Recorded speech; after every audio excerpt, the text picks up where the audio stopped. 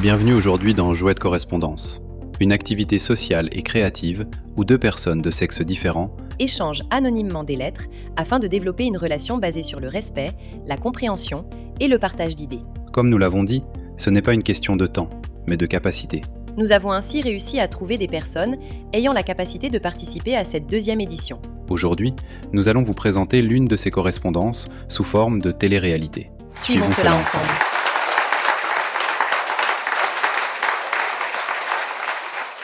Chère Mélodie, permettez-moi de me présenter. Je me fais appeler Éloi. Je ne connais rien de vous, si ce n'est votre pseudonyme. Et peut-être est-ce mieux ainsi. Parfois, il est plus facile d'ouvrir son cœur à une inconnue qu'à son entourage. Je vous écris parce que je traverse un conflit intérieur qui me trouble profondément. J'ai récemment quitté un environnement qui comptait beaucoup pour moi afin de poursuivre mon évolution musicale. Sur le plan professionnel, je progresse, je découvre, j'apprends énormément. Les portes s'ouvrent. Et pourtant, malgré ces avancées, je ne ressens pas la paix que j'espérais. Il y a comme un vide discret, une agitation intérieure que je ne comprends pas totalement. Je me demande si l'on peut réussir extérieurement tout en se sentant déséquilibré intérieurement. Ai-je poursuivi mon rêve au détriment de quelque chose d'essentiel ? Peut-on chercher l'excellence sans perdre son âme ? Je ne sais pas ce que vous traversez, mais si vous acceptez cet échange, j'aimerais que nous parlions avec sincérité et sans jugement. Dans l'attente de votre réponse, avec respect, Éloi. Cher Éloi, je vous remercie pour votre lettre et pour la sincérité qui s'en dégage. Permettez-moi de me présenter à mon tour. Je signe Mélodie. Comme vous, je préfère pour l'instant garder mon identité réelle derrière un pseudonyme. Je ne connais pas les détails de votre parcours, mais je comprends ce que signifie réussir extérieurement tout en se sentant intérieurement troublé. Parfois, nous atteignons des objectifs que nous pensions essentiels et pourtant notre cœur reste inquiet. Vous vous demandez si l'on peut poursuivre l'excellence sans perdre son âme. Je crois que ce n'est pas le progrès qui trouble l'âme, mais le désalignement entre ce que l'on fait et ce que l'on est profondément. Peut-être que votre question n'est pas « ai-je fait le bon choix ?», mais plutôt « suis-je encore connecté à la raison pour laquelle j'ai commencé ?» Le talent est un don, mais la paix est un guide. Lorsque les deux marchent ensemble, l'équilibre est possible. Lorsque l'un domine l'autre, le conflit intérieur apparaît. Je ne sais pas encore où nos échanges nous mèneront, mais je suis prête à réfléchir avec vous. Avec respect et bienveillance, Mélodie. Chère Mélodie, merci pour votre réponse. Vos mots m'ont obligé à me poser une question que j'évitais. Pourquoi ai-je réellement commencé la musique ? Au début, je chantais par passion. C'était simple, c'était sincère. Je ne cherchais ni reconnaissance, ni succès. Je voulais seulement m'exprimer, servir, toucher les cœurs. Aujourd'hui, je progresse techniquement. Je monte sur de plus grandes scènes. J'ai des opportunités que je n'aurais jamais imaginées. Mais je me demande si, sans m'en rendre compte, mon ambition a pris le dessus sur ma vocation. Je ne regrette pas d'avoir évolué. J'ai appris énormément. Pourtant, je ressens parfois que je poursuis quelque chose d'extérieur, alors que mon âme réclame quelque chose de plus profond. Comment savoir si l'on s'éloigne de sa véritable mission ? Comment distinguer ambition saine et perte de repères ?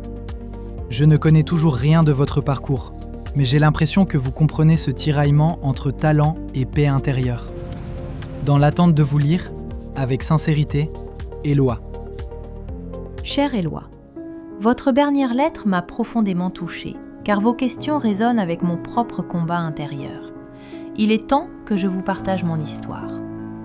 Je chante dans une chorale d'église depuis plusieurs années. La musique est pour moi bien plus qu'un simple loisir. C'est une respiration, une vocation.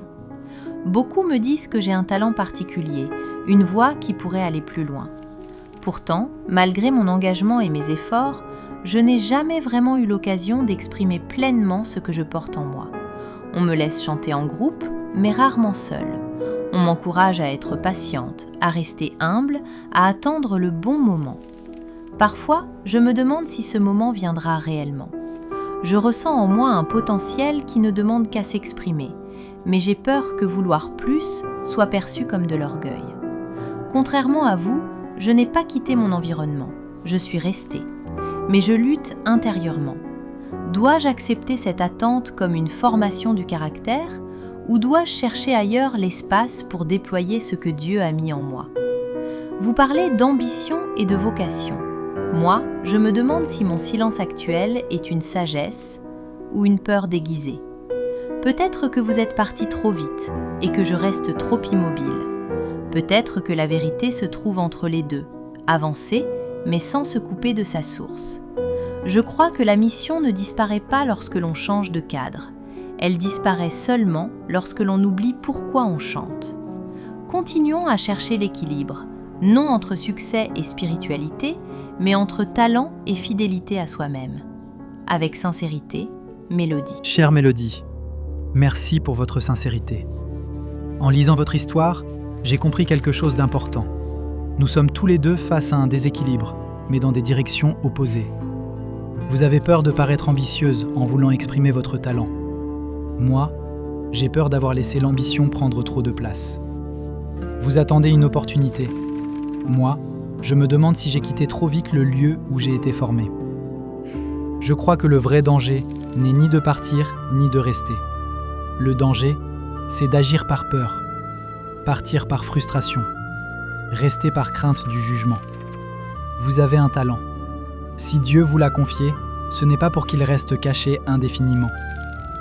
Mais il faut aussi discerner le moment et la manière. Peut-être que votre saison actuelle vous forme, vous prépare à porter plus grand sans perdre l'humilité. Quant à moi, je commence à comprendre que je n'ai pas quitté ma foi, mais je me suis laissé absorber par la pression du succès. Ce n'est pas le monde musical qui trouble mon âme, c'est le fait d'avoir laissé ma source intérieure devenir secondaire. Peut-être que la vraie question n'est pas « où dois-je être ?», mais « qui suis-je lorsque je chante ?» Je commence à retrouver un peu de paix en reprenant des temps personnels de prière, même au milieu de mes concerts. Je réalise que l'équilibre ne dépend pas seulement du lieu, mais de l'alignement du cœur. Et si notre conseil commun était celui-ci, ne jamais laisser la peur décider à notre place. Avancer oui, mais avec conscience. Dans l'attente de votre réflexion, avec respect, Éloi. Chère Éloi, votre lettre m'a fait réfléchir profondément. Vous avez raison. Le véritable danger n'est ni de partir, ni de rester, mais de laisser la peur guider nos décisions. En vous lisant, j'ai compris que mon immobilité n'était pas seulement de la patience. Elle était aussi teintée de crainte. Crainte d'être jugée, crainte d'être mal comprise, crainte de paraître orgueilleuse en voulant simplement utiliser ce que j'ai reçu.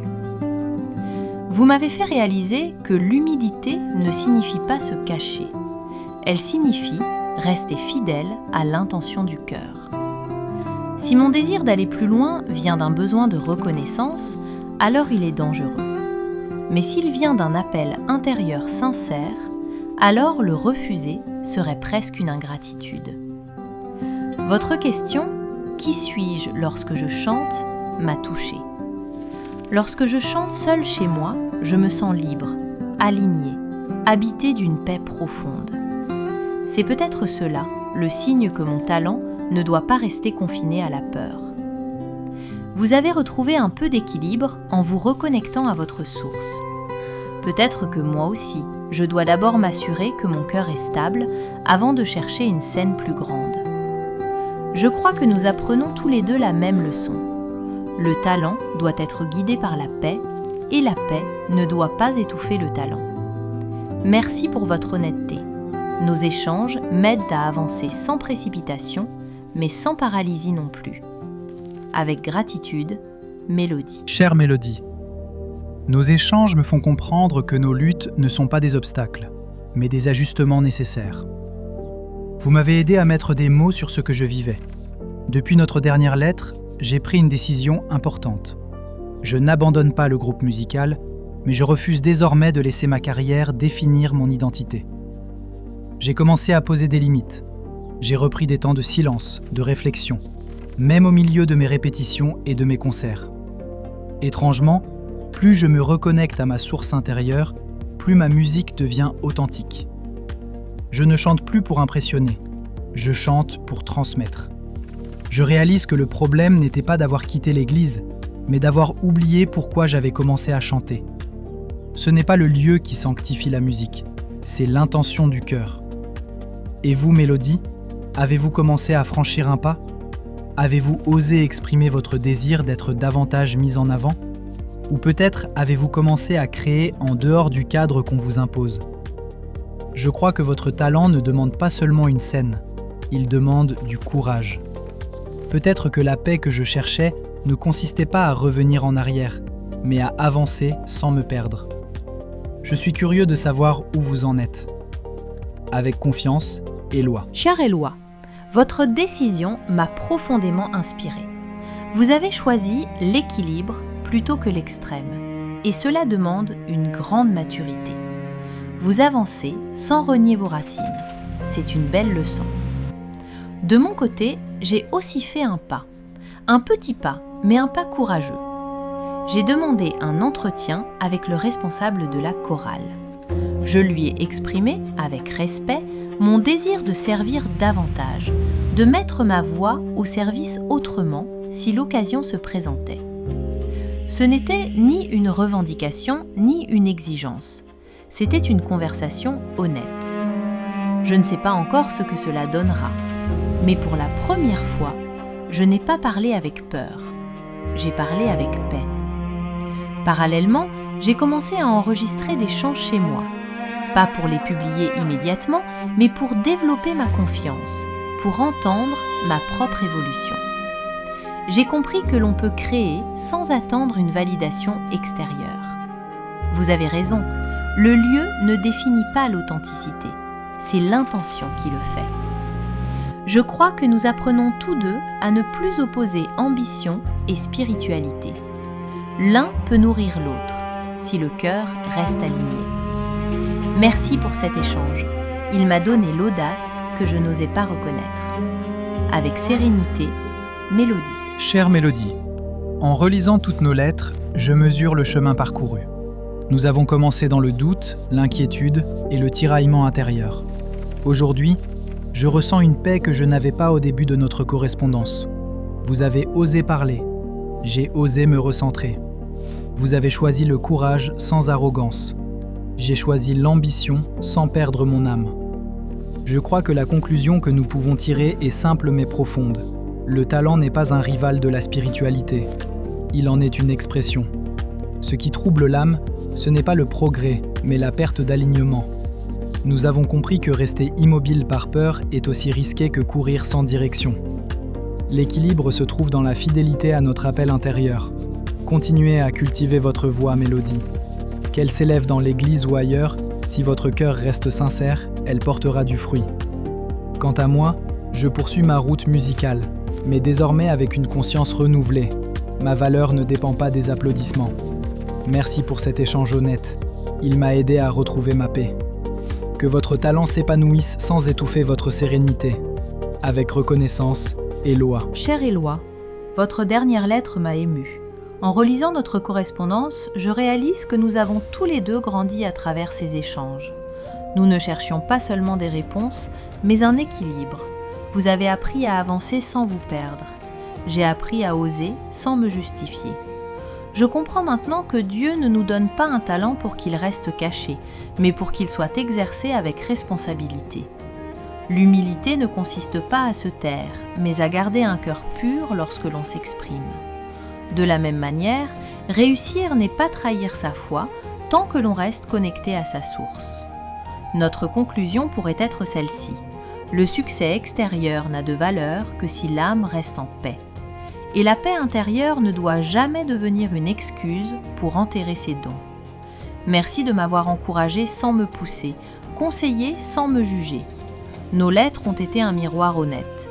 Je crois que nos chemins peuvent continuer séparément désormais, mais avec une certitude commune. Nous n'avons pas à choisir entre talent et foi. Nous devons simplement apprendre à les faire marcher ensemble. Que votre musique continue d'élever sans vous éloigner de vous-même. Avec gratitude et paix, Mélodie.